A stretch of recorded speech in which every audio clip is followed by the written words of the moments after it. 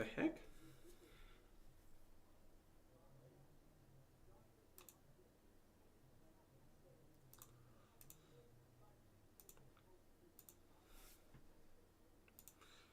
Let's get this started. I keep feeling like there's something on my arm, but I'm not seeing anything. Yeah. There's gotta be something in here. There's gotta be a flyer or something.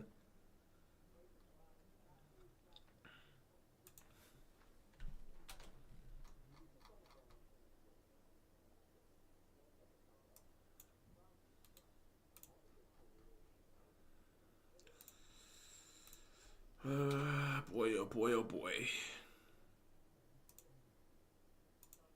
Ah, crap. Nope, that's not what I wanted to do. That is not what I wanted to do. There we go. That's fine.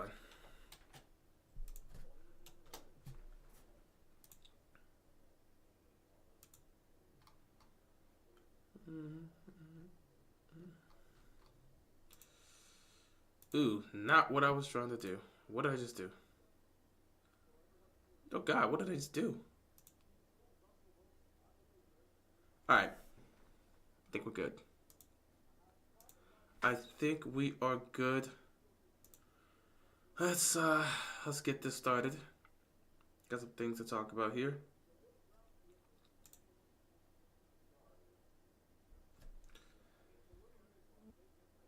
Alright, let me stop this. Shout out to them. It's pretty much the entire stream. 5 vids. Your name tree. Gonna put y'all down for a quick second. Yeah, Chisel Donis is putting out his week 7 highlight commentary. I'll probably watch that later. I got something to do right now, and that is focus on this recap here. So, let me put my phone down. All right, guys. Welcome. How you guys doing?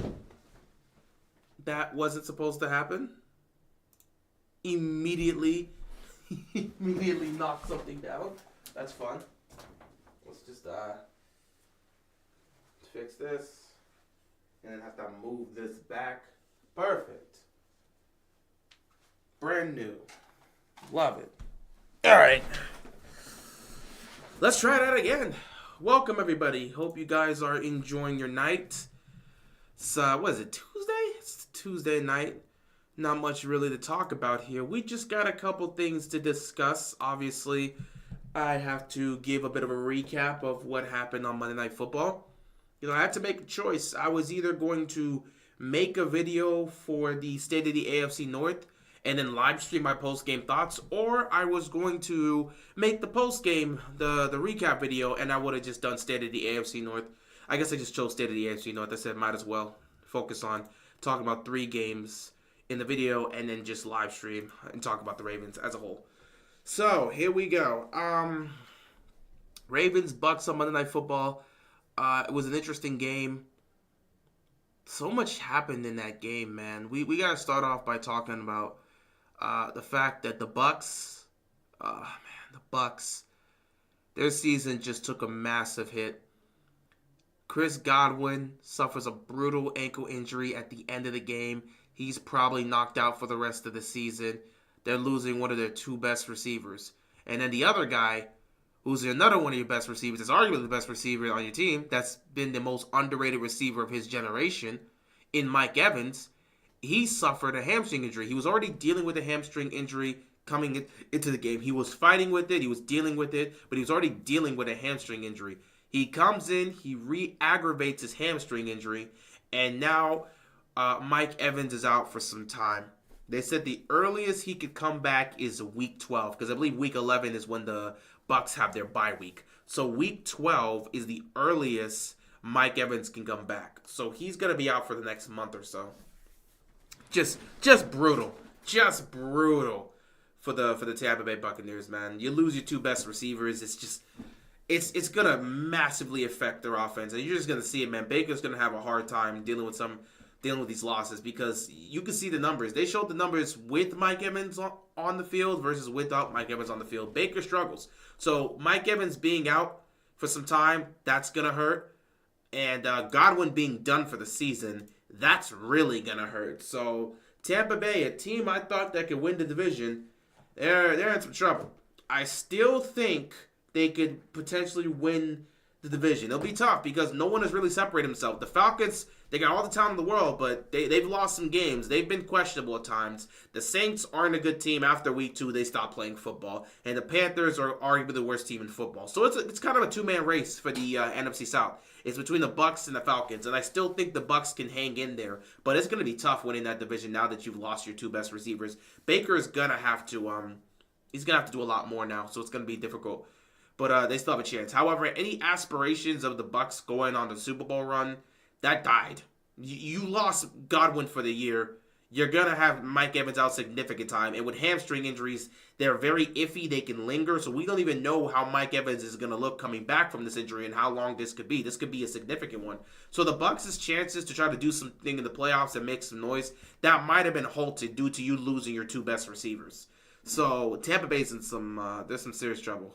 And people are looking at Todd Bowles right now because he had already seen the injury with Mike Evans. You've already seen the situation, and yet you still had Chris Godwin in the game with under a minute left to go when you're down 10 in a situation where you couldn't even win the game. And now he's hurt. So everyone's looking at Todd Bowles and just saying, yeah, you messed up. So it's really tough for the Bucs. They're just going to have to deal with that. And they're going to have to keep contending, you know. Chris Godwin's most likely done for the year. Mike Evans isn't coming back anytime soon. You're just going to have to survive. And even when you get Mike Evans back, you don't know what he's going to be. So it's tough for the Bucs. For the Ravens, we did suffer some injuries. Zay Flowers tweaked his ankle early on in the game.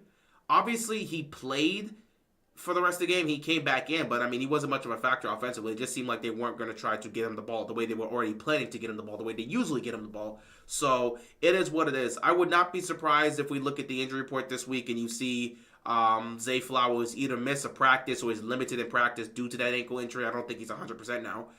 But if he's fine, he's fine. He'll most likely practice. But I would not be surprised if I see Zay Flowers on the injury list this week. Another thing that really hurts, it really, really hurts. Marlon Humphrey suffers a knee injury. We have no idea how severe the knee injury is. We don't know the state of the knee. We don't know. But Marlon Humphrey suffered a knee injury in the second quarter of the game against the Buccaneers. He did not return for the second half. He was done for the night. He already had 2 interceptions. He was playing great. He's having a great season so far. And then he suffers that knee injury. So we don't know how severe it is. We'll probably get more information within the next couple of days. And obviously, the Ravens are on a little bit of a short week because they do have to play in Cleveland on Sunday at 1 p.m. So they'll be practicing tomorrow. Tomorrow we'll probably get an iteration of the injury list. Obviously, Marlon Humphrey is going to be there. The question is, will Marlon Humphrey practice this week? We don't know how significant the knee injury was. You know, he was walking around and he was going live after the game, so seems like he's in good spirits. Hopefully it's not too bad, but he may be limited this week in practice, and it's possible he could miss a day. So we'll see. We'll see. You know, Ravens have been very precautious with the injuries, so anytime their players get nicked, they are willing to keep them out for a game. They're willing to keep them out of practice for some time and maybe keep them out for a game, depending on how the injury goes. So I would not be surprised if Zay Flowers is on the injury list. I would not be surprised if Marlon Humphrey's on the injury list. But other than that, there's not much to really talk about for injuries for the Ravens. Good news is Arthur Millet's back. He's been officially activated off of IR, so he's on the active roster now. So he most likely will be available to play against the Browns this week. That's a huge boost to your defense. You get him back there. Hopefully, it can help fix some of the secondary issues. But again, the issues with the secondary is communication based. We're going to get into that. So, got the injuries out of the way, got some of the updates out the way. Let's talk about what happened in this game. So, Baltimore comes out in this game. Tampa Bay goes out on offense, opening drive. Baltimore puts them in a third down situation. I believe it was a 3rd and 3. Baltimore on that play, you could see Baker Mayfield is in the shotgun. He's already set. He's getting ready to receive the ball. You look at the defense. The defense is confused. They're still trying to get guys set. As they're figuring out where guys need to go, the ball gets snapped. There's a wide open White. There's a wide open play. I believe White was wide open. Easy check down, first down.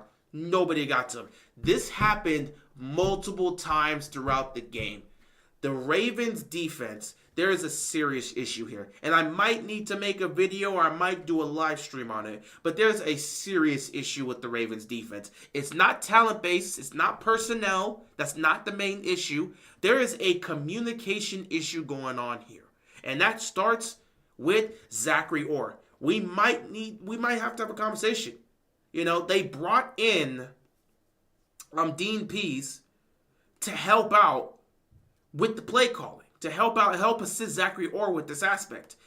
Now, of course, it's not going to be easy for him to just automatically get it done, but we're still seeing issues with this defense. They're not in the right place. Miscommunications is happening all over the place. We're going to have a serious question here about whether or not this dude in Zachary Orr is actually ready for the defensive coordinator job. Is he legitimately ready? Or is it too early and the Ravens may need to make some sort of decision or move? Because the Ravens defense cannot look this poor. The Ravens defense being this poor with this amount of talent when a team is healthy, it makes no sense. You have relatively the same roster. This was the #1 defense in football last year. They had the Triple Crown. It was a historical defense what they pulled off. You have the same personnel as last year. You're missing a few guys. Who are you missing? You're missing a Patrick Queen. You're missing a Geno Stone. You're missing a Ronald Darby. You're missing a Jadeveon Clowney. I get it. You made replacements for that. You brought in, you drafted Nate Wiggins. You just moved Trent Simpson to that spot. Obviously, you expected to see more from Adafeowe and David Ojabo to take up for Clowney. You brought back Kyle Van Noy. So you've basically kind of added to those spots, or at least took care of those spots, or tried to mirror those spots. But, you know, overall, the defense is still the same. The defense is still relatively the same. You still got your main guys there. You still got Humphrey. Stevens is still there. You still got Hamilton, you still got Roquan, you still got Matabike, you've got Van Noy, you've got the main pieces that you had last year. Yet the defense is playing so poor. And when you watch this game, you can see a clear example of guys not being in the right position, guys not being on the same page, communication being poor all over. It's not a personnel thing. It is clearly a communication issue. And due to this communication issue, you have to look at Zachary Orr. How is Zachary Orr doing in the coverages? I don't know. How is Zachary Orr doing in the responses to what he's seeing from the play calls that is coming out there from the offenses he's facing? I don't know. How is he doing with the communication? Well, it's not working out. There are some serious issues with the defense. And you saw it on the opening drive. Bucks march down the field. Baker finds a wide open Mike Evans in the end zone, touchdown, Tampa Bay. Somebody made a mistake there. What do you want to say? Marcus Williams made a mistake there? Or Brandon Stevens made a mistake and just let Mike Evans get right past him without covering him? Someone made a mistake. Someone made a mistake on the defense. Somebody made a mistake. So you're down 7-0. First offensive possession of the drive for the Ravens. They pick up a couple first downs. They move into Tampa Bay territory, and then the penalty happens, and then all of a sudden they get sacked on back-to-back plays, and Lamar heads to the bench.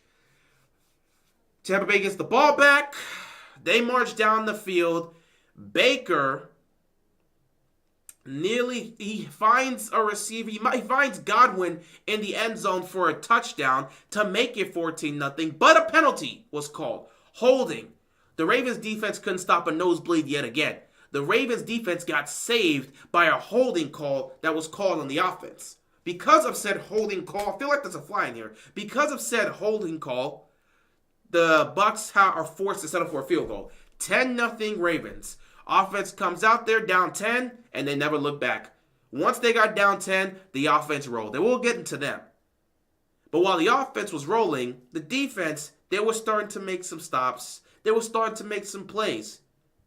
Once they got to 10 points in the second quarter, you were holding them. You were holding them. You were holding them well in the rest of the second quarter. They got to 10 points, and you were like, okay, I like what I'm seeing here. Ravens defense started to make some plays. It's similar to the Cowboys game. They're actually making stops. Hopefully they can keep this up, right?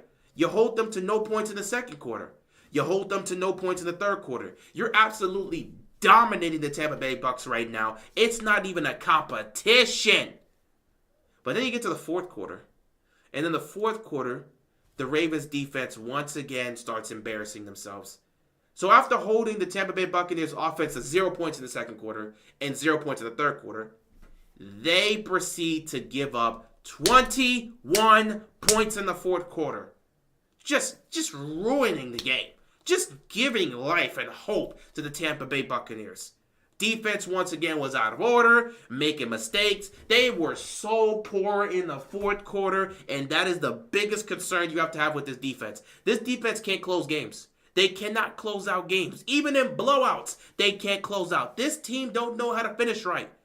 It's like if the offense, this is why we sit back and say the offense can never take their foot off the gas. Because if the offense ever takes their foot off the gas, we're going to lose. They took their foot off the gas against the Raiders. We blew a 10-point lead in the fourth quarter. They can't get comfortable offensively and just try to slowly play conservative and kill the clock because their defense always gives opponents an opportunity to get back into the game. It happened with the Cowboys. It happens here. I mean, it's embarrassing. It's embarrassing. The Ravens' run defense has been the best in the league. In this game, they weren't as great. Now, it's not like they got ran all over, but they did give up over 100 yards rushing. They let Baker get 22 rushing yards. Rashad White had 40. Sean Tucker had 29. Bucky Irvin had 22. They gave up some running yards. They did.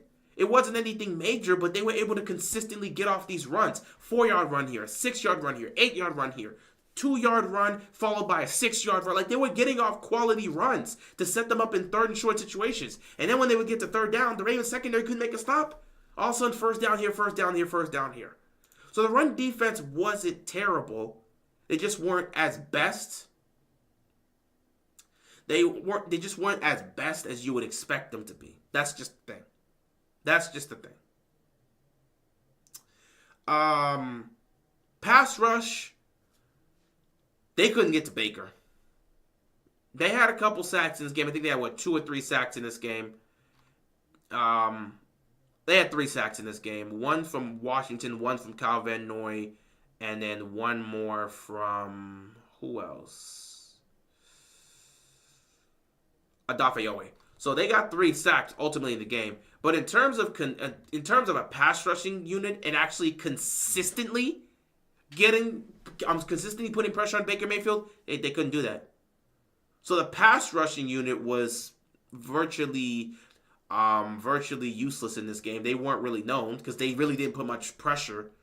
They really didn't put much pressure on Baker Mayfield all day. Pass rushing unit was non-existent. Running defense had one of their worst performances of the game.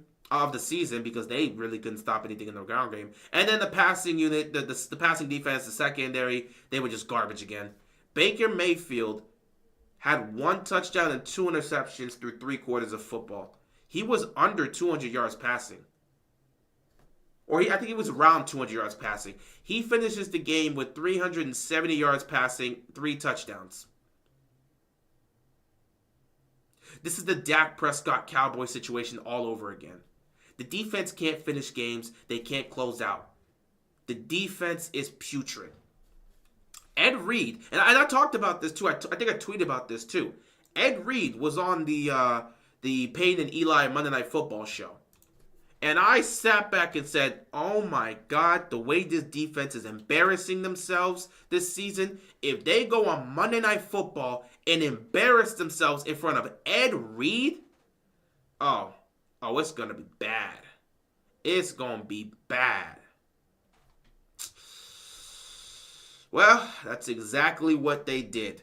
They embarrassed themselves in front of Ed Reed, who was watching the game with Payne and Eli. And Ed Reed, as he's watching this defense continue to embarrass themselves, he had a very interesting quote, which honestly, you can't even argue it. This is a factual statement from our Hall of Fame safety. This is a factual statement from arguably the greatest safety to play this game. One of the GOATs. A guy who's won a championship. A guy who gets it, who understands it. Our Hall of Fame safety, as he's watching the Ravens defense continue to give up all these yards and points in the fourth quarter to Baker Mayfield, Ed Reed makes a simple statement on the Ravens defense. They don't understand the other side of finishing and being a championship team right now. I want to repeat that. Ed Reed, watching the Ravens defense once again fold and give up a bunch of unnecessary yards and points in the fourth quarter. He watches them do this. After they scored a touchdown to make it a 41-31 game, Ed Reed on the Ravens defense says they don't understand the other side of finishing and being a championship team right now. I mean, what else can be said? It's completely factual. This is not a championship contending defense. This is not. You cannot look at this Ravens defense and say, oh yeah, that's a defense that can take you to the promised land. That's a championship defense. The Ravens defense stinks right now. The Ravens defense completely stinks. And it's not because they don't have the personnel to be great. It's the same personnel they had last year when they had a historical defense. Something is seriously wrong here. And we need to have a conversation about Zachary Orr. Because 7 games in, at some point you have to show us something. You have to show us something to prove to us that the Bills game wasn't an outlier. When you play against top tier receiver talent, you fold. To make matters worse, I wasn't even watching. Someone showed this image. I saw this image because ESPN was talking about this. I think it was one of the ESPN shows. It was like NFL Live, I think. Obviously, Swagoo was there. And they had shown a graphic. The Ravens defense over the last 2 seasons. In 2023, when it comes to games allowing over 24 points and games allowing over 400 total yards of offense, the 2023 Ravens defense had 2 games total. 2 games where they gave up 24 plus points and 2 games where they allowed over 400 yards. The entirety. This includes the playoffs, including the AFC Championship game we lost to Kansas City. We did not give up 400 yards to that offense. We did not give up 24 plus points. We held them to 17. The Ravens defense last year only had 2 games where they gave up 24 or more points. They also only had 2 games where they gave up 400 plus total yards of offense. That was the 2023 Ravens defense. The 2024 Ravens defense, through 7 games, because we've only played 7, through 7 games of this NFL season, the 2024 Ravens defense has allowed over 400 yards of offense in 3 games. I mean, you can guess the 3. This game, the game against the Bengals, the games against the Cowboys. Those are the 3 games they allowed over 400 yards of offense. In terms of giving up points, in terms of giving up over 24 points a game, the Ravens defense has given up 24 plus points a game in 5 of the 7 games they played. Against Kansas City in week 1, they gave up 27. Against the Raiders in week 2, they gave up 26. Against the Cowboys in week 3, they gave up 25. Against the Bengals in week 5, they gave up 38. And this game here on Monday Night Football in week 7 against the BUCS, they gave up 31 points. Are you serious right now? Are you serious right now? In 2023, the defense gave up 2 games of 24 plus points and 2 games of over 400 yards of total offense. Through 7 games this year, they've given up 3 games of over 400 yards of total offense and 5 games where opponents have scored 24 plus points. This is a joke. This is an embarrassment. That's not a Ravens defense. Are you serious right now? That's not a Ravens defense. Ed Reed's absolutely right. Ed Reed is absolutely right. This defense right now, they don't understand the other side of finishing games, and they don't know what it means to be a championship defense right now. You can clearly see it. Ed Reed is 100% right. Keep it real. Let me ask you, would you be opposed to seeing Bo Brady get some playing time at safety? I wouldn't be opposed. I would not be opposed. Marcus Williams is doing nothing. The fact that the Ravens keep sitting around and just assuming he's going to get it together is crazy. You're at week 7 now. At some point, you got to have that conversation or make that change. There needs to be a meeting. There needs to be a meeting with the defense. There needs to be some type of meeting with the defense because this is not a Ravens defense. I can tell you this right now. The offense throughout our time, the offense throughout this franchise, there's been plenty of moments where the offense has been garbage. There's been plenty of moments where the offense has been embarrassing. There's been plenty of moments where the offense has been non-existent. We are used to that. We accept that. That is the offense we have had to deal with for the better part of our existence as a franchise. When our offense is great, we're surprised and we're elated. But we're used to winning ugly games. We were used to winning 13-10 games in divisional games. We're used to winning 17-10 football games. We're used to winning these 14-12 type games. That was what we were used to. Our offense wasn't great. Winning 10-7, that's second nature to us. We were used to that.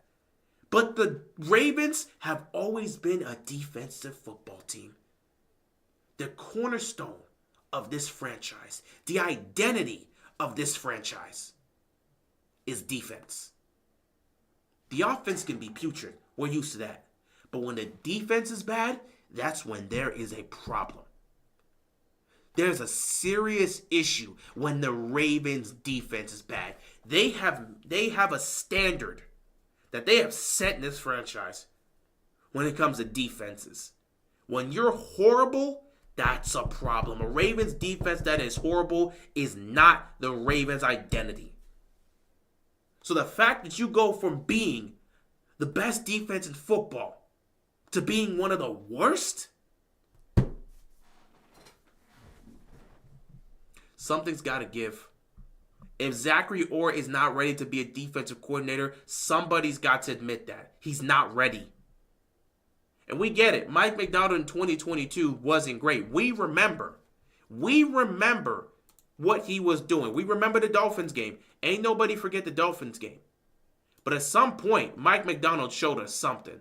Matter of fact, let me see something here. I want to see. Let me pull something up here. Let me take a look at this. Let me go back to 2022. So we had seen, if you really look at Mike Macdonald's defense, after that loss to the Dolphins where they gave up 42 points, they gave up 26 to New England. They were still poor. However, they gave up 23 to the Buffalo Bills. They gave up 17 to the Cincinnati Bengals. They lost this game, but they gave up 24 points to the Giants. They gave up 20 to the Cleveland Browns, gave up 22 to the Tampa Bay Buccaneers, gave up 13 to the Saints, gave up 3 points to Carolina. They lost to Jacksonville, gave up 28. They gave up, and then at this point, Lamar gets injured in Denver. The defense gives up 9 points of offense against the Broncos, 14 points against the Steelers, 13 against the Browns, 9 against the Falcons, 16 against the Steelers, and then 27 against Cincinnati. At that point, it was the end of the season. What I'm trying to say is, at this point, through, 1, 2, 3, 4, 5, 6, 7. So week 7. At this point, the 2022 Ravens defense gave up 24 plus points. Let's see. 3 times. 1, 2, 3 times. Yeah. Through 7 games, they gave up 24 plus points 3 times. And that defense wasn't even giving up a lot of yards. Past the Dolphins and Patriots game, they weren't giving up a lot of yards. So at some point, we started to see something. We started to see something from Mike Macdonald. But right now, we're not seeing much from Zachary Orr. Now, me personally, I am willing to give him the opportunity to get this straight. But I'll tell you this right now. Taking a look at the schedule, there are some games where it's going to be virtually unexcusable for you to be giving up that many points and that many yards. Guess which games are those? The very next 2 games you've got to play. You've got Cleveland next week at Cleveland. The week after, you come home to take on the Denver Broncos. Those are not good offenses. If this defense lets Jameis Winston go off on them, and then the following week, you let Bo Nix go off on you, something's got to change. Hell, even if you make stops and look great against them, those are horrible offenses. You'll have a rematch with Cincinnati and Baltimore on Thursday Night Football. Can you perform better this time around against the Bengals than you did last time? Something needs to improve. Zachary Orr right now is not doing well with this defense. The play calling ain't working. The communication isn't there. The coverages haven't been great. Something's got to improve. I'm all for giving the guy an opportunity to improve himself. But at some point, as we continue to go through the season, if this defense does not shape up, something's got to change. If a meeting has to happen, a meeting has to happen. But something's got to change if he does not improve and this defense doesn't improve. That's all that needs to be said. Brandon Stephens got cooked in this game. It's getting more and more frustrating to talk about Brandon Stephens because he's always there to make the play, but he never turns around. And there's times where he's getting cooked. Marcus Williams is doing nothing. Can't cover, can barely tackle. He's on the field for what? Ravens want to keep him there because they're paying him top tier money. They just assume he's going to get it together, and he hasn't. Eddie Jackson's doing nothing either. Not doing anything. He's not doing anything. He's making some tackles, but he can't cover either. Ardarius Washington's actually doing good in coverage, and he's doing good in tackles. But Ardarius Washington can't catch the football to save his life. The dude's always in position to make picks. The last few games, Ardarius Washington has been in position to make the picks. Back-to-back weeks. Last week against the Commanders, he had an opportunity to get an interception on Janie Daniels. It was right here. Couldn't make the catch. This week, he has an opportunity to pick off Baker Mayfield. It's right in his hands. Can't make the play. Ardarius Washington is good in coverage. He's done better than Marcus Williams and Eddie Jackson. He's been better in coverage than Marcus Williams and Eddie Jackson. But he can't catch. So we're not creating turnovers, even when the ball's coming his direction and he has an opportunity to pick it off. Your safety room's looking bad. Kyle Hamilton is carrying hard, but he can't be everywhere. He can't do everything on his own. And they stretch him all around this defense. He needs help, and the rest of the safeties are not stepping up and doing anything. I'm all for trying Bo. I'm all for trying Bo. I'm all for trying some of these other guys. If Eddie Jackson is going to do nothing for you, if Marcus Williams is going to do nothing for you, go try these other guys on the bench and see what you can do. Mix and match.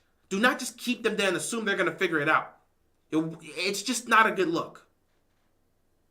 Marlon Humphrey's damn little. He looks like all-pro Marlon Humphrey, bro. He's been balling out, having a fantastic season. Kyle Hamilton looks great. He's having a great season too. Roquan Smith is being left on an island even though we know he can't cover the middle of the field. He isn't doing that much either. When it comes to stopping a run, he's usually there. When it comes to making tackles, he's usually there. He's usually there. In fact, he led the team in tackles in this game. So we know what he does. But in coverage, he can't cover. And they've yet to make that switch to make Trent Simpson be the guy to cover. I'm not saying Trent Simpson is perfect in coverage, but you got a better chance of making a stop in coverage when a guy's coming across the middle of the field if you have Trent Simpson than Roquan Smith. The front seven played poor, but we expect better from them, and they usually play better. It's not their fault, but I think we do need a pass rusher, man. Like you got to get that guy to replace the impact clown he's doing because Van Noy is doing great, but it can't just be Van Noy. Odafe Owe, he's been solid too. He's been good. Matabike has been solid. He's been good, but you need that extra energy. You got to go find the guy. You bring that extra guy, you'll be fine. Because David Ojabo started off great, disappeared. You need that extra guy just to bring in that extra level of insurance to really make this pass rushing unit actually start to pop. But other than that, man, the secondary is just. That's all that needs to be said about the defense.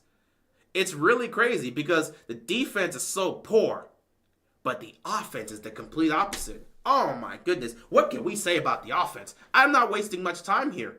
They were fantastic. They had that first drive where they got sacked. Rosengard missed the block. Lamar got sacked, and then they ended up getting sacked again on a blitz. They didn't handle it coming out. They started off a little bit rusty. But after that, they got down 10 and had a 34-0 response. They got down by 10 and put up 34 unanswered points. I mean, this offense is elite. We're low-key the 2017 Pittsburgh Steelers. We have an elite offense and a mid-defense. Lamar Jackson's playing the best football of his career. He's in the MVP conversation once again. And in fact, he's probably one of the leading candidates in the MVP conversation. Derrick Henry is a monster. He's literally first in damn near every major running statistic. He's in the MVP conversation as well, and he's probably going to win Offensive Player of the Year. I mean, this is fantastic. Rashad Bateman is finally showcasing the talent and connecting with Lamar. He's on his way. In fact, I'm pretty sure he's having his best season right now. Lamar right now is, let me pull up Lamar. Lamar right now is 5th in the league in passing yards. Through 7 games, he's 5th in passing yards. He's tied for 2nd in passing touchdowns. He's 2nd in QBR. He's 1st in passer rating. He's completing 68% of his passes. I mean, this is the best Lamar Jackson we've ever seen. He's playing the best football of his career. Derrick Henry's leading the league in rushing yards, rushing touchdowns, total touchdowns for a back, carries, yards. It's everything. He's leading in everything. He has scored a touchdown in every game this season. That is a dangerous duo. Rashad Bateman is actually having the best year of his career right now. Look at this. Now, of course, his rookie year, he still has the most yards there, but he's going to shatter that right now.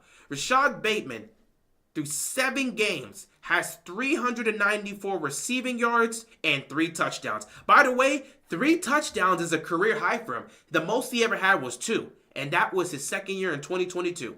So he already has a career high in touchdowns. He's probably going to get a bunch more. He's going to end up having a career high in yards. Rashad Bateman, with the way he's playing right now, he has a chance to also be a 1,000-yard receiver. Him and Flowers are neck and neck in receiving yards. So Rashad Bateman's playing well. He looks great.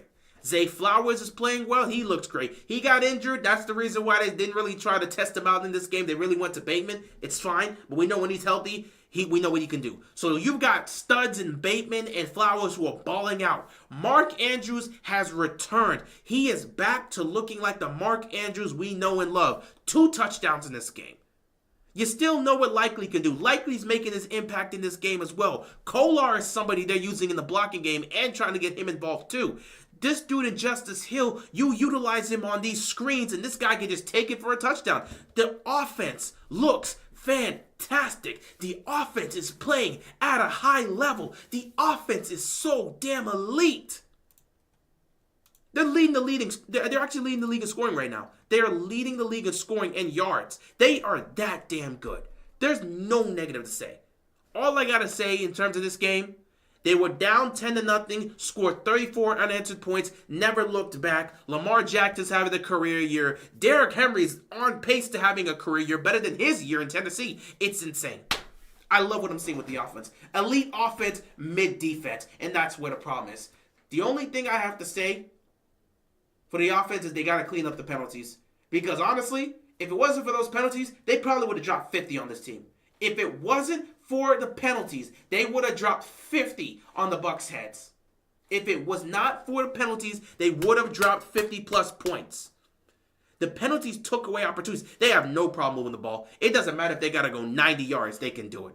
They got to go 90 yards, 90-plus yards. They're fine. They can move the ball with ease, and they're putting up points at a high level. This is easily the most dangerous offense in the National Football League, and it's not even close. The only thing, though, you got to prove it in January. It's cool that you're the most dangerous offense in football in October, but it doesn't matter if you can't do the same thing in January. Come January, this offense needs to do the exact same thing. You need to be the most dangerous offense in October, November, December, January, and hopefully February. If you can't do that, you're not getting the ring. Simple as that. But this offense is ready. This offense is primed. They look great. I have no concerns about the offense moving forward. You may have some down games here because it's just bound to happen. But at the end of the day, this offense is good to go. All we gotta ask about this offense is cut down on the penalties and prove yourself come January. Because when we get to January, the offense is the team that doesn't show up. The offense is usually the team that doesn't show up. They're usually the side of the ball that doesn't show up. Defense, no matter how they've looked in the regular season, they show up in the playoffs. Except 2019. But the offense? Nah, the offense shows up. The offense doesn't show up come January. All that's left for this offense to do is to stay healthy, lower these penalties, stop committing all these damn penalties, and show up in January. That's all I gotta say about them. Best part is they don't even have Keaton Mitchell yet. Once they get Keaton Mitchell, it's going to be even better. Because at that point, you can have Keaton Mitchell as your RB2. You have Derrick Henry as the main guy, Keaton Mitchell as the second guy, and then you use Justice Hill specifically as your third down back, your back in passing situations. Because he can block and he can catch screens. And that's all you need him to do. You have defined roles. If you can get that little thunder and lightning duo with Henry and Mitchell, and then you can use Justice Hill in that passing game, you'll have 3 amazing backs. You'll be versatile all around with your running backs. And that's all you need. That's all you need. That's all I got to really say about the offense. Last but not least, special teams. Special teams.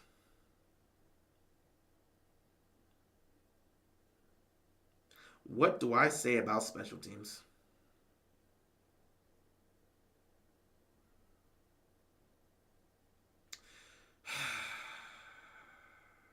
This is embarrassing. Please, somebody tell me. Please, somebody tell me. Please, somebody tell me why special teams continues to be garbage. Does John Harbaugh just not care about special teams anymore? Who's running that? Whoever's running the special teams, bro, he got to be let go of or something. Whoever's running special teams, you either demote him, let him go. You demote him, let him go and find someone else, or Harbaugh's just got to take over or something. And if Harbaugh's controlling this, then he is a bigger problem than you initially thought. Because I'm pretty sure Harbaugh just doesn't control anything at this point. He lets his guys be his guys. Offense, defense, special teams, he lets his coaches do their jobs. He just manages the game. If he has input and is actually controlling what's happening on special teams, Harbaugh's an even bigger issue than I thought. This special team stinks! Positive, Justin Tucker's back to being Justin Tucker. He said there was an issue with the mechanical aspect of how they were snapping the ball to how it was getting set. They had to fix that. Obviously, when you have Stout being the snapper and you're trying to figure it out, there was some changes. They had to fix that because at the end of the day, the snap was fine. But the way the ball was being placed and turned, there was some sort of technical issues between how the ball was placed when Tucker was getting the kickoff. So they needed to fix that. He was missing field goals he normally would miss because of the technical aspects and the lack of connection between him and Stout in terms of how Stout was setting the ball. It seemed like Stout had his hand a little bit too low to where his hand could nearly interfere with the kick. So Stout needed to fix his mechanics of how he was going to set the ball and, turn the laces and stuff. And once that got fixed, Tucker's back to being Tucker. So Justin Tucker getting back to looking like Justin Tucker, that's fine. They got the mechanical issues. They have fixed that. They have fixed the technical issues. Tucker looks like Tucker again. That's all good. But other than that, this special team is garbage. In the NFL, in the 2024 NFL season, there has been 2 recovered onside kicks. Both of those onside kicks that have been recovered have happened against the Ravens. The first onside kick that was recovered, week 3 against the Cowboys. The second onside kick that was recovered last night against the Tampa Bay Buccaneers. No other team in the National Football League has allowed their opponent to recover an onside kick. We've allowed it twice in 7 games. We're getting moments where the punting's happening and we have our returner just letting the ball go. And all of a sudden, we got to start inside our 10. Instead of fielding the ball and trying to go return it, we're just letting it slide. We ended up getting a safety against the Bengals 2 weeks ago because Tylan Wallace decided to just let the ball go. It slides inside the 5, I believe down to the 2. Derrick Henry gets stuffed in the end zone. Safety. I mean, these are just the type of things that are happening. They keep putting Zay Flowers on these onside kicks, and it ain't working out.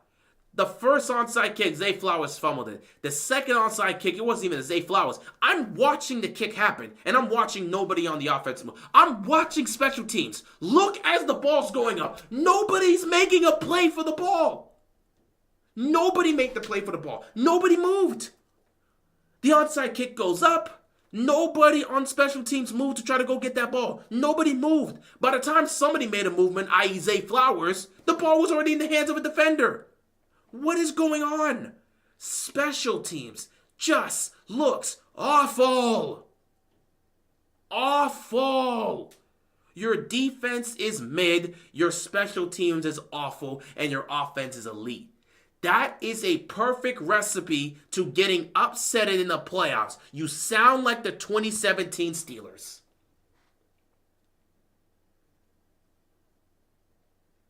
I love what's happening on offense, but the rest of the team's got to get their crap together. Otherwise, this team's going home early in January. Wouldn't surprise me, though. I mean, it's a John Harbaugh-led team. I still have my same stance. The team goes 17-0. I'm not trusting them in the playoffs until they actually show me or give me an actual reason why. So, again, it is what it is.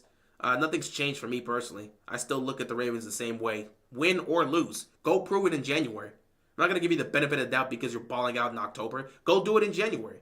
I'll celebrate. I'll be happy. I'm a fan. I'm like, man, this offense is fantastic. Love what I'm seeing from Lamar. Love what I'm seeing from Derrick Henry. Love what I'm seeing from Bateman. Love what I'm seeing from Flowers. I love what I'm seeing from this offense. And I'll give you your flowers when you guys are playing well. But at the same time, I have to be like, hey, that's great. But you guys do realize you have to do this come playoff time. You can't be balling out in October and then disappear in January. That's the fact of the matter.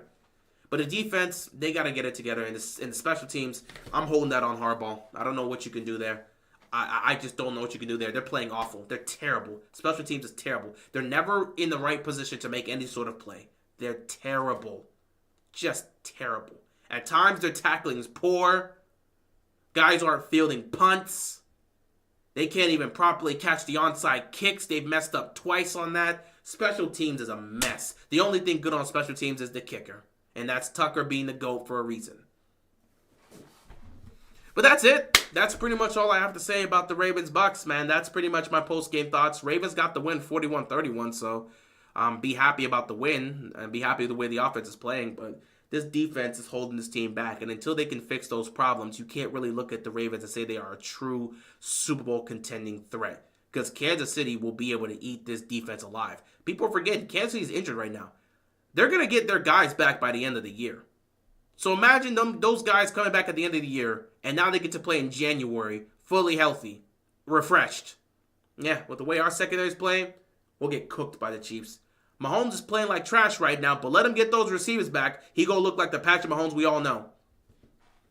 This defense needs to get themselves together. They need to spend... The worst part about this situation is while the defense is playing like this, there's nothing you can do to immediately fix it. And you don't have a bye week early on to deal with that. Our bye week is in week 14. So we have to continue to deal with these issues all the way until December. Looking at the schedule, the Ravens' bye week is in week 14. They don't get to have their bye week until after December 1st. So they got to play Cleveland. They've got to play Denver. They've got to play Cincinnati. They've got to play Pittsburgh. They've got to play the Chargers. They got to play Philadelphia, and then they get to go on their bye week. They have to play 6 more games before they have to go on their bye week. Coming out of the bye week, they got the Giants, the Steelers, the Texans, and the Browns to finish off the season. So they got to wait until week 14 to get a break to really assess this team? Nah. They got to figure things out now within the next few weeks. Figure out who you want to be, Ravens, defensively. This is not the identity of the Ravens we all know and love. Get it together. With that being said, that is pretty much all I have to talk about here. I'm going to take a look at some of the comments, and we will probably call it a day here for the post-game. Post-game was only supposed to be about an hour, and we've pretty much reached that mark. So let me take a look at some of these comments.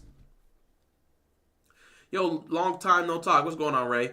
Lamar in this offense looks great. If they had 2024 offense with 2023 defense, they would go undefeated. I knew somebody would say that. We can't play ifs, man. You can go to every single franchise in the history of football and say if we had this year's defense with this year's offense and this year's special teams, we would have gone undefeated and won a championship. You can't play the ifs games, man. You have what you have, okay? You didn't have Derrick Henry last year. Rashad Bateman wasn't being featured like this, and you didn't know what Zay Flowers was fully capable of. Not to mention, Isaiah Likely, you didn't know what he was fully capable of, and Andrew's injury ultimately opened up to showcase what he was. able to do. Not to mention it was year one in Todd Monken's offense. So leave the past where the past is. Can't play the if game.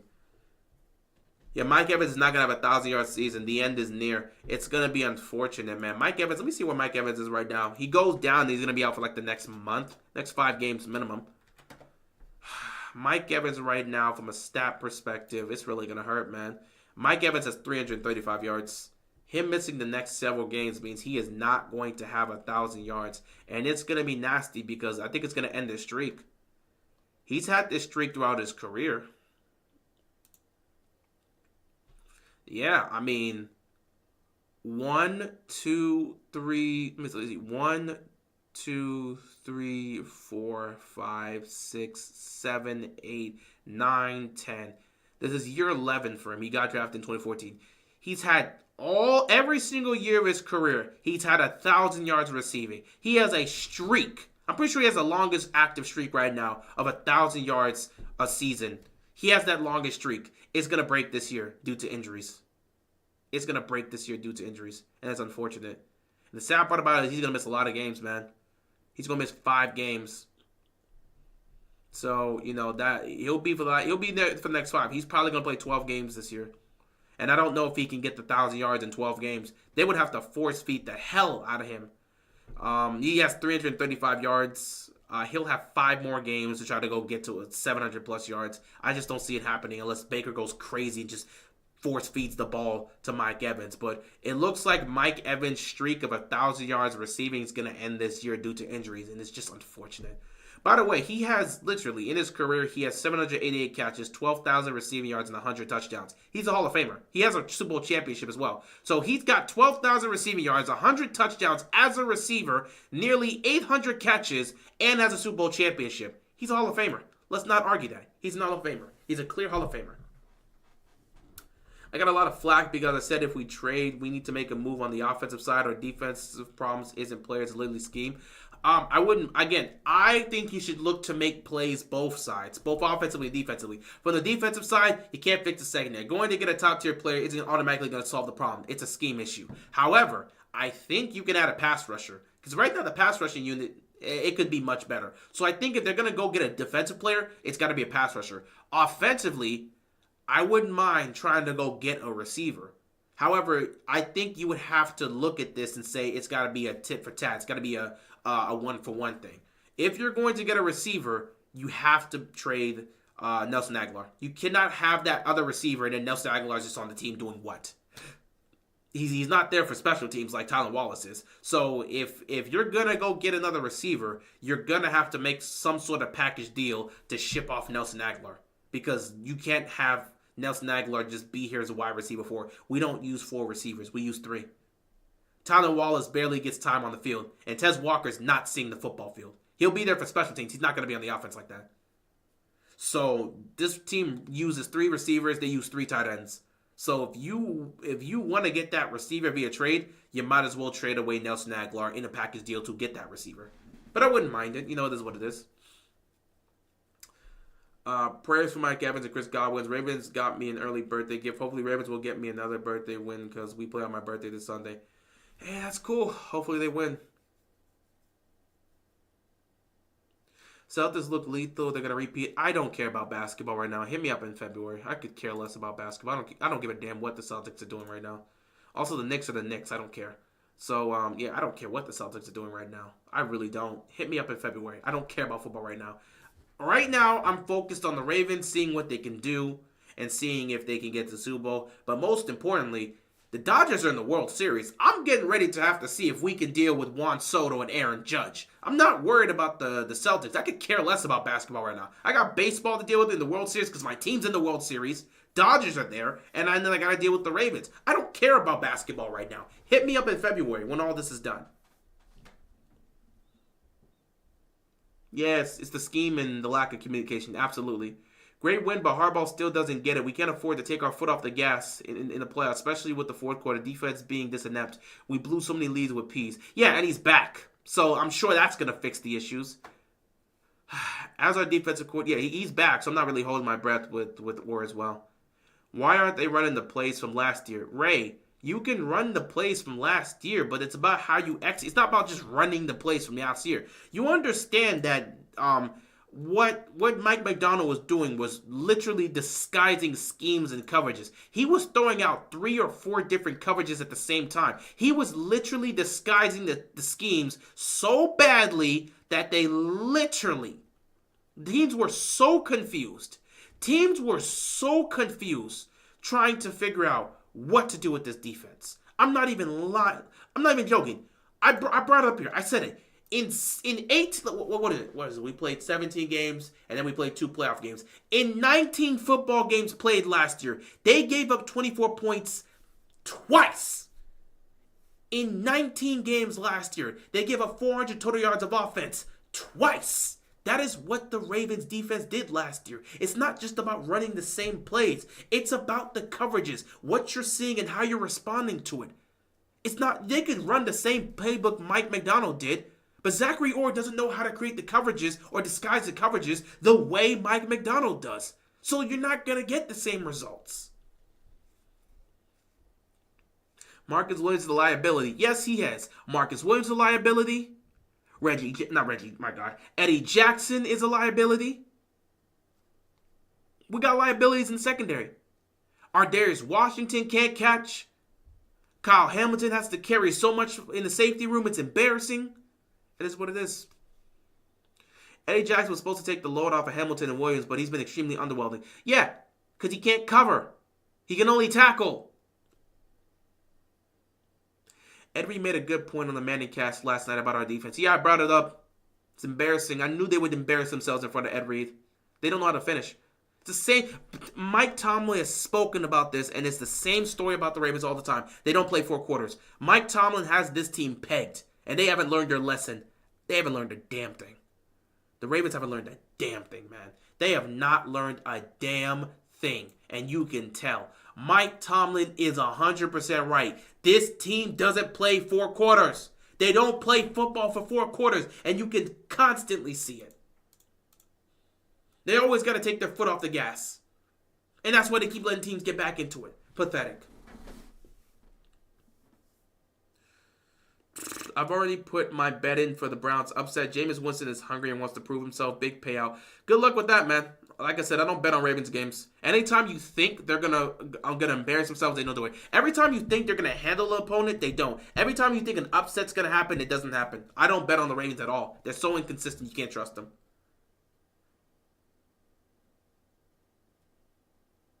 Both games they can't recover the onside kicks. I don't even know why he's out there for onside kicks. This defense is embarrassing themselves in front of everybody and their mamas. Yeah, they're just looking pathetic right now. That secondary looks sad. This should be an easy win for the Eagles. Against us, you're saying it should be an easy win for the Eagles to beat us? We don't play the Eagles anytime soon. We don't play the Eagles until December, so I don't know if you can say this is just going to be an easy win for the Eagles. Also, I wouldn't trust the Eagles. They're the most inconsistent team in football. They're the most frustrating team in football. I would not trust the Eagles to do anything right now. Nick Sirianni's terrible as a coach.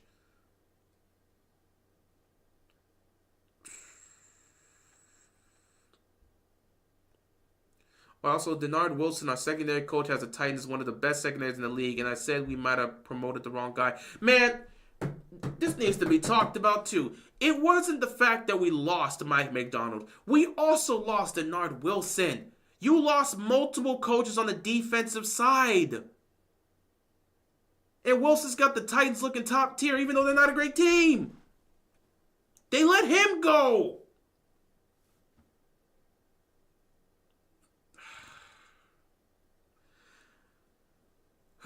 Some call me delusional. Bring in Robert Saleh to help out. Saleh has actively said he's not going to coach for the rest of the year. He's taking time off to spend time with his family and recover from this whole Jet situation. He will resume looking for a coaching job next season, but he's not coming back, according to him. So stop bringing up Saleh. The man is spending time with his family. He's not interested in going to do any defensive coordinator jobs. He's not working for no team right now. He's already said it. If he was going to work for somebody, he would have been picked up by now. If we let Knicks go off on us, I might quit watching the rest of the year. I know you're joking, but still, it'll be embarrassing. If y'all kept Deshaun Elliott, you think he'd be better than Marcus Williams? Deshaun Elliott couldn't stay healthy with the Ravens, so I don't even know what he would have been. The reason they let go of Deshaun Elliott is because he couldn't stay healthy. They went for Marcus Williams and let go of Deshaun Elliott because Elliott couldn't stay healthy. So I don't even know what he would have been. Yeah, the receivers are finally catching the football. Did Zachary Orr get his coaching rep in large part off of Patrick Queen doing better? It's strange how Wilson and Weaver had so much more seniority. Yeah, seniority. Jeez, I can't even say that word right now. So seniority. I can't say seniority. Yeah, I don't even know. I can't say that word right now. But yeah, potentially, I don't know. Namdi needs help. It's really just him out there in the interior aspect trying to. There's a lot of help that needs to be. Not a lot of help, but there's some help that needs to be shown. Oh, seniority. Okay. I really messed that word up. It is what it is. But yeah, there needs to be some help in the pass rush unit. Can't believe King Henry already has 873 yards. I mean, you put him next to Lamar, magic's going to happen. We knew this would be crazy. 2017 Steelers front had 55 sacks, though. It was just their secondary that was awful. Well, I'm not talking about the pass. I mean, their secondary is awful. I compare it because the Ravens' run defense is the best in the league, but their secondary is trash. Whereas the Steelers, their pass rushing unit was top tier, but their secondary was trash. So that front seven, for both sides, doing their job. The back end, not so much. I feel like 2022 Bateman in the early season looked faster. Yeah, he did. Might have lost a step, but he's still doing his thing. Should have low-key promoted Denard Wilson as our defensive coordinator. Look at what he did with the Titans. Yeah, but they let him go. I don't know what to tell you.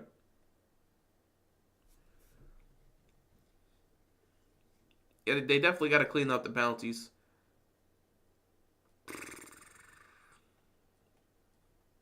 Casey's all that matters. We will get there. What happens then? The sting of that AFC Championship game is still there. I mean, that's cool. You can have the sting of that AFC Championship game. That doesn't guarantee you're going to win the game. I hope they don't mess up the reps and try to cut Henry down to 9 carries a game. That kind of thing is not beyond the Ravens. Okay, here's the thing. They're not going to mess up the reps. You see moments of the game where they don't put Henry there to run the ball. What do? They give it to Justice Hill. I'm saying instead of giving it to Justice Hill in those moments, you just give it to Keaton Mitchell. If you, let me see if I can try to pull this up here. It wasn't a lot. It really wasn't a lot. Where is this?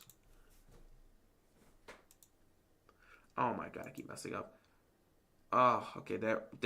What the? I'm trying to see the game. There we go. If you take a look at it, Justice Hill only had 5 carries. They gave 15 carries to Derrick Henry, but he had 5 carries. I'm saying when you give the running, he had 5 carries for 4 yards. What I'm saying is you can still get your carries, but you can give some to Keaton Mitchell. Instead, when you have those moments where Derrick Henry's on the sideline taking a break because he's got to get some Gatorade, we used him like 2-3 straight times. When he's on the sideline and you got another back there and you're going to run the ball. I'm saying in those moments that Derrick Henry's not on the field running the ball, you give it to Keaton Mitchell. Simple as that. You just need to use Justice Hill as your down back in the passing game. That's it. I think they need to try Tez as a kick returner. I don't even know if he's ever done kick returning. I have no clue. If they know how to do kick returning.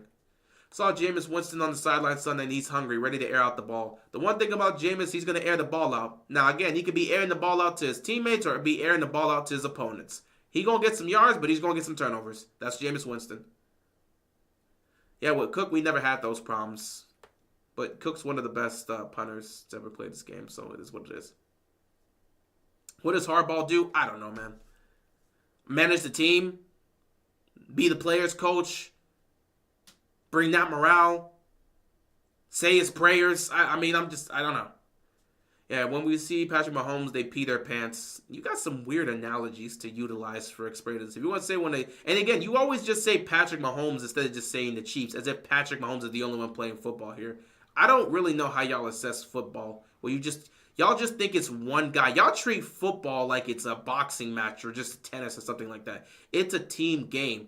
And this is why I don't understand how everyone just wants to give all the credit to Patrick Mahomes instead of acting like Spags has not been doing. Spags has won a championship before and has had great defenses before Kansas City. He's brought that to Kansas City, and now you're watching what the defense is doing. They won the Super Bowl last year because of their defense. Yet every time people keep saying Patrick Mahomes, this is a team game, and nobody gives Spags their credit. First they say Patrick Mahomes, next up they'll say Andy Reid, and people will just ignore that Spags is there.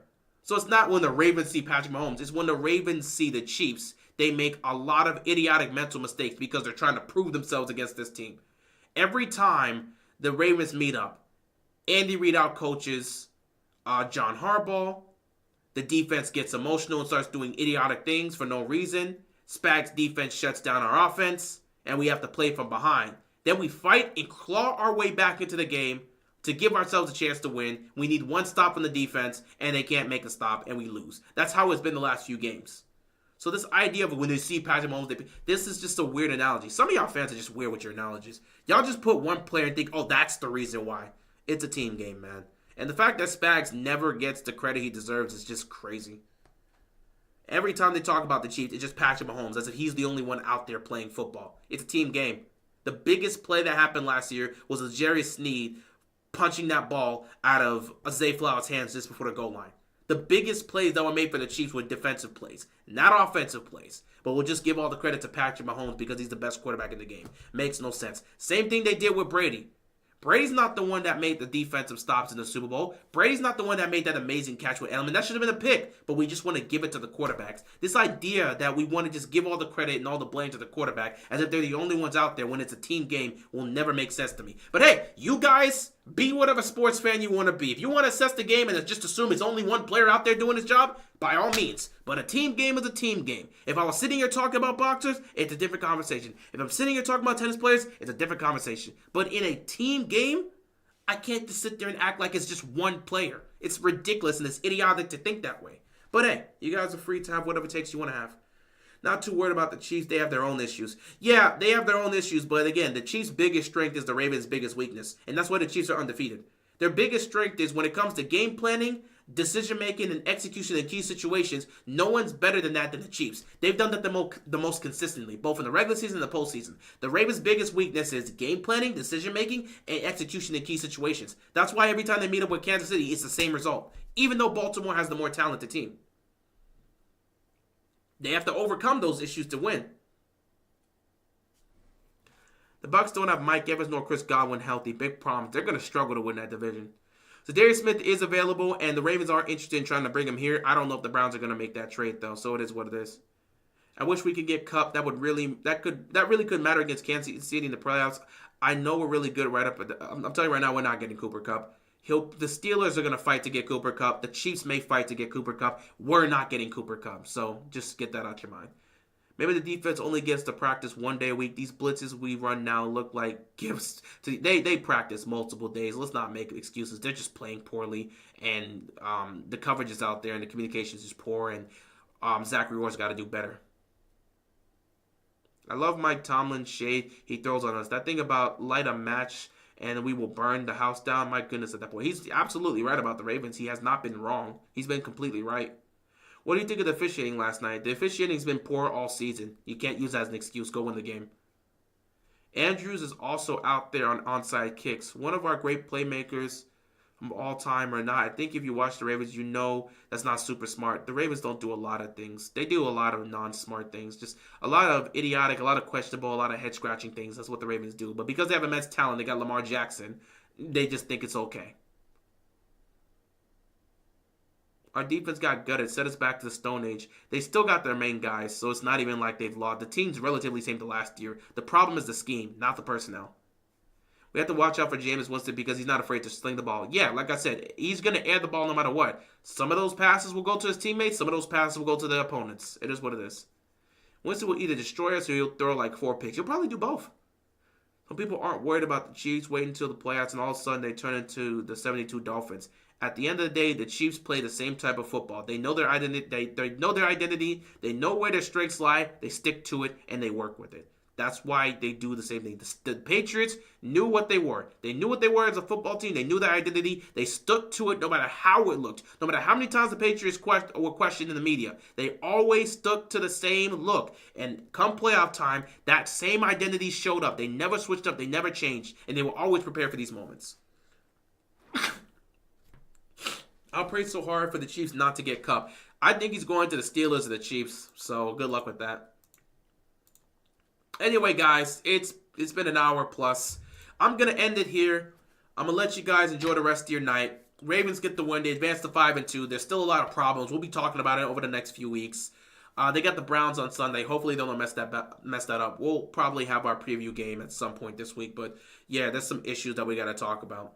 I appreciate you guys tuning in. I'm going to let you guys enjoy the rest of your night. I will see you later. Be sure to stay safe and peace out.